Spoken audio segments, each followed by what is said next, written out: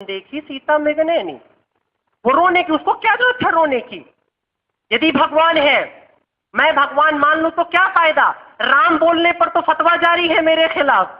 अगर भगवान बोलता हो तो क्या होगा? मैं अपनी जो मेरी निजी विचारधाराएं हैं उनको मैं थोपने नहीं आपके बीच में खड़ा हूं। मैं उन बातों को कर रहा हूं, मैं उन तथ्यों को रखने की कोशिश कर रहा हूं जो वास्तव में भारत के अंदर, भारत के संस्कार के अंदर इतने वर्षों से चलती चली आई है। और इसमें राम पूर्णावतार नहीं है, ब्रह्म नहीं है, इसको याद रखिए। भारत में राम को पूर्णावतार नहीं माना गया, सिर्फ तुलसी ने उन्हें ब्रह्म माना है, ठीक है। व्यास ने भी नहीं माना, उन्हें अंशावतार माना है। और राम की पूरी कथा में वो अंशावतार लगते भी हैं, क्योंकि गुणों का विभाजन हो जाता है चार भाइयों के भीतर, ठीक है। लेकिन फिर भी मैं आपकी बात को मानते हुए कि अगर वो ईश्वर है तो भी वो मनुष्य के रूप में ही अपनी लीलाएं कर रहे हैं ना, और हम उनकी लीलाओं पर चर्चा कर रहे हैं। हम बात कर रहे हैं उस राम की जो ऊपर से उतरता है लेकिन हमारे तुम्हारे बीच का हिस्सा है। क्योंकि यदि हम ये कह देते हैं कि राम ईश्वर था तो हम में से कोई भी राम बनने के लिए तैयार नहीं होगा। ये तरीका होता है अपने उत्तरदायित्व से पीछा छुड़ाने का।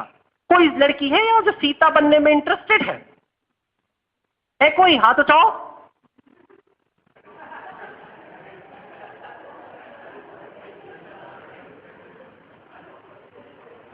देख लो, तुम सबको हाथ उठा देना चाहिए था, क्योंकि राम ढूंढे नहीं मिलने वाला है इस कैंपस में तो कतई नहीं।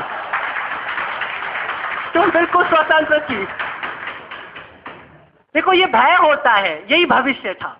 डर गए, पता नहीं कोई बगल वाला कहते मैं राम बनने को तैयार हूं। कैन भी, चिंता मत करो, बेचारा परीक्षा देते देते मर जाएगा, समझ गए? भय मत करो, मुक्त रहो। इस वजह से मैंने राम की चर्चा की, ताकि राम को आप मनुष्य रहने दे, सीता को मनुष्य रहने दे, तब आप समझ पाएंगे उस जीवन को जो उन लोगों ने जिया था और जो हम भी जी सकते हैं, ठीक है।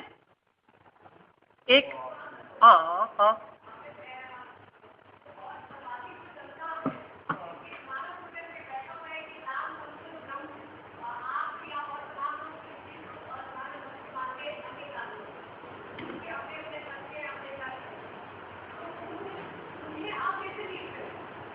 क्षमा करिए, मेरा किसी को लीड करने में इंटरेस्ट नहीं है, फर्स्ट ऑफ ऑल। और जो राम को मानता है परमात्मा, वो राम के पीछे चले। मैं तो यही चाह रहा हूं ना। आपके हिसाब से ऐसा है कि संपूर्ण जनता राम को मान रही है, ऐसा अगर होता तो यदि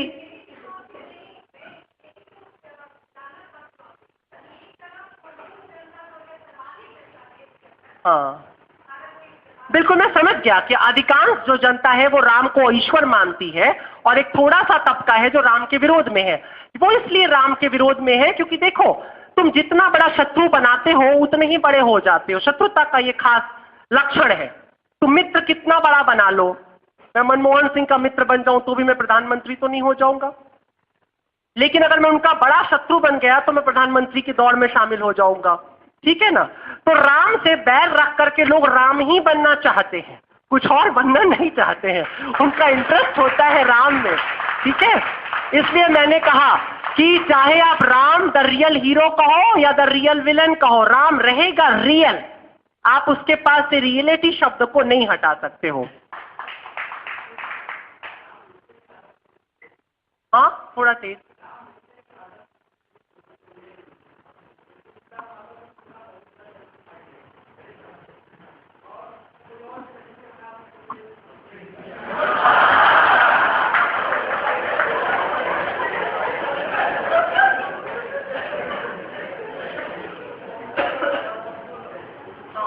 कोई और स्ट्रेटेजी अपना सकते कि बात नहीं सुना मैंने?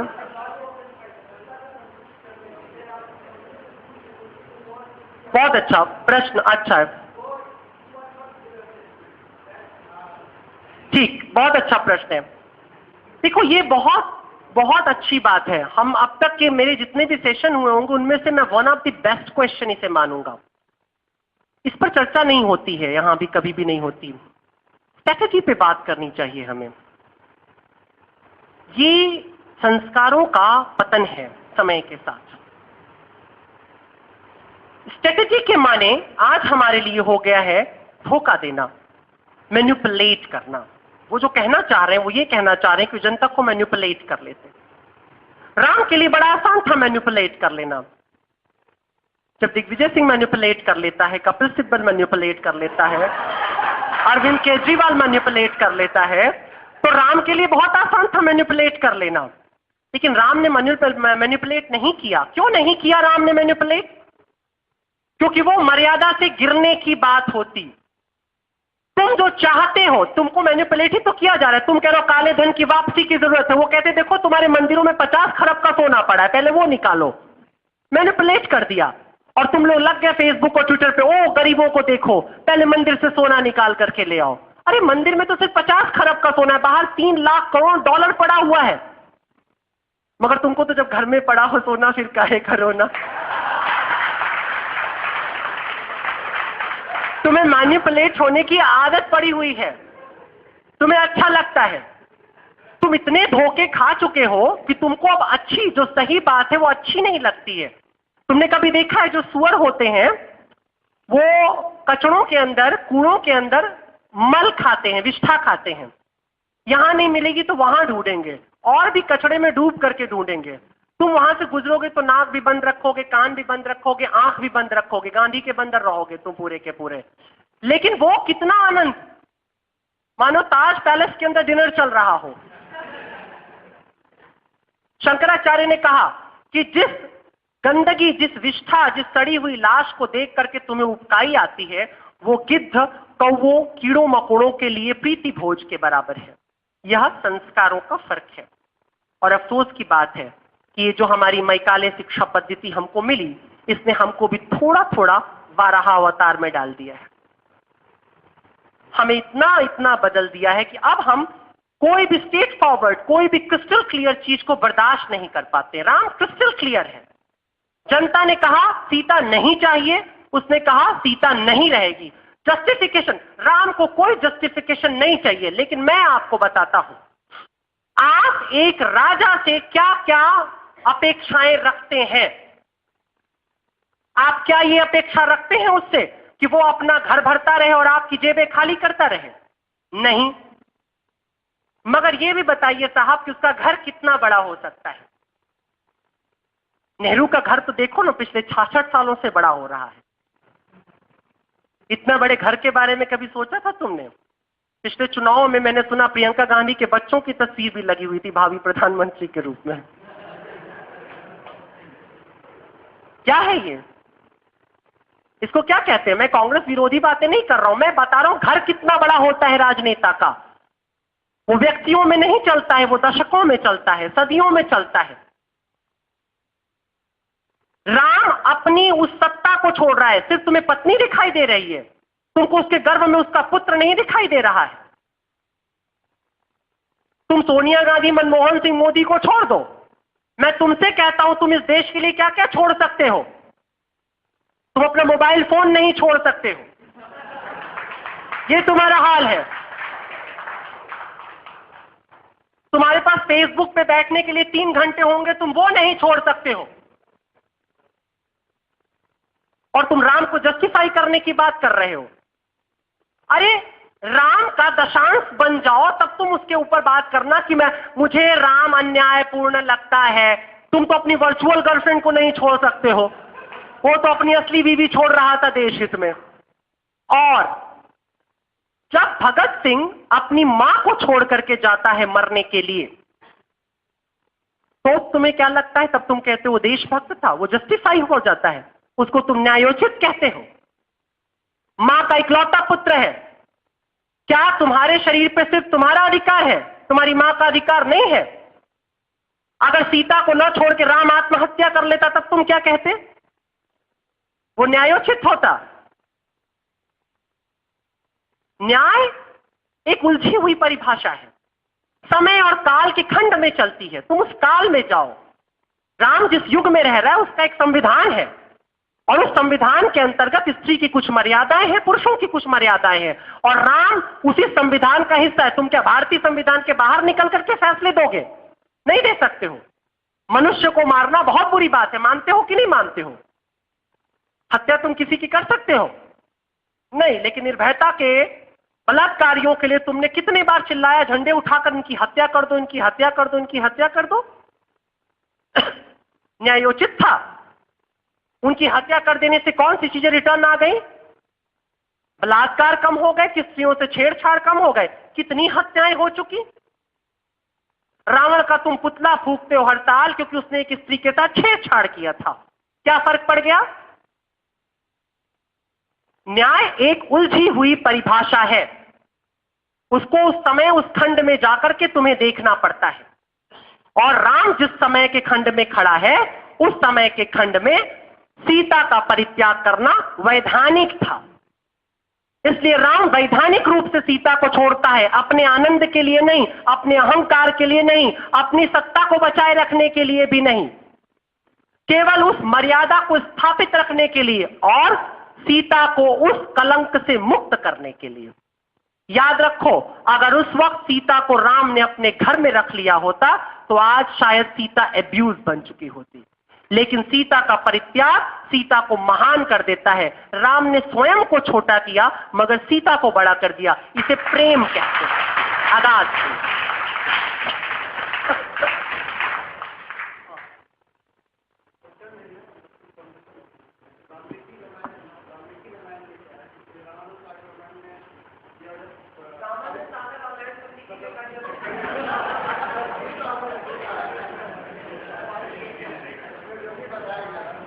देखिए, ये टीवी वालों को आप लोग मत देखा करिए, और जब देखा करिए तो एंटरटेनमेंट के लिए। आजकल कई चीजें हैं, मैं कभी बोलना चाहूंगा जरूर, मैं अभी तो बाहर जाऊंगा, लौटूंगा तो शायद और आपके कैंपस में आने की इजाजत बची रह गई मेरी, तो उस स्थिति में मैं अभी एक बुक चल रही है शिवात्रयी, वो अमीश त्रिपाठी ने लिखी है, मैं इस पर भी जरूर बोलना चाहूंगा कि इस तरह के पश्चिमी हथकंडों से आपको बचना चाहिए।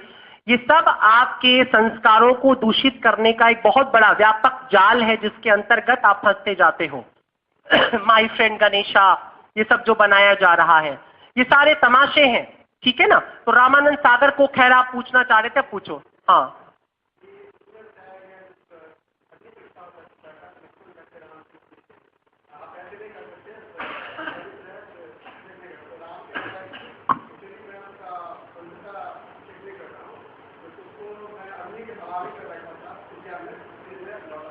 वो छोड़ दीजिए, वो जो पीछे आपकी वो कह रही थी वो आप उसके हिस्से में ही खड़े। मैंने पहले ही कहा कि जब आप राम को ईश्वर मान लेते हैं, सीता को महामाया मान लेते हैं, तो कहानी दूसरी तरफ चली जाती है, फिर उसमें डिबेट करने को कोई जगह नहीं है।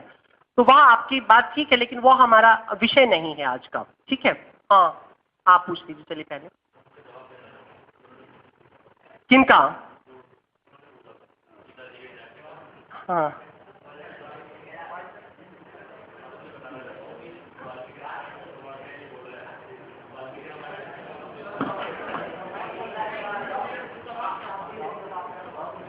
वाल्मीकि रामायण में महर्षि वाल्मीकि ने ये बताया है कि जब सीता जी का त्याग भगवान ने इसलिए किया क्योंकि अगर राजा के ऊपर आक्षेप लगता है तो राजा खुद निर्णय नहीं ले सकता उस विषय में।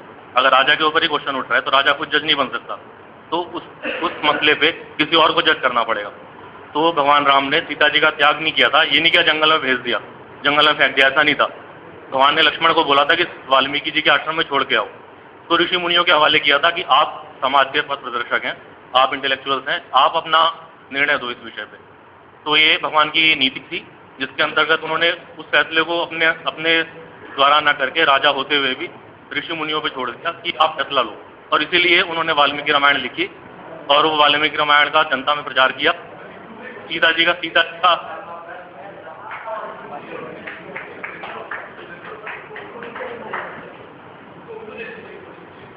चलिए एक इंफॉर्मेशन और भी आप तक होगी अभी। हाँ संदीप, आप पूछिए पहले। हाँ, जो देर से रहेगा उसे मीठा फल मिलेगा ना, सब्र का फल मीठा होता है। हाँ,